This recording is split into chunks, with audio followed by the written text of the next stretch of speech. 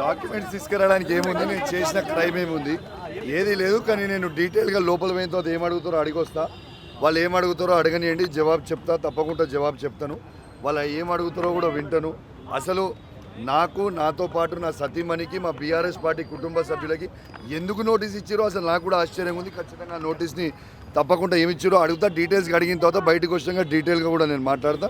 కేవలం మా dumping yard గురించి రేపు నేను హుజురాబాద్లో డంపింగ్ యార్డ్ వద్దు అన్నందుకు ఆడ రేపు నా నిరసన ప్రోగ్రాం ఉండే కాబట్టే, ఇవాళ నిరసన ప్రోగ్రాం ఉండే కాబట్టే దాన్ని ఇవాళ సిఐడి నోటీస్ ఇచ్చి పిలిచారు. బట్ పర్వాలేదు, లోపల పోయి వచ్చిన తర్వాత ఇలా కరీంనగర్ సిపి గారి మీద, నా మీద కాదు సిఐడి నోటీస్ ఇవ్వడం.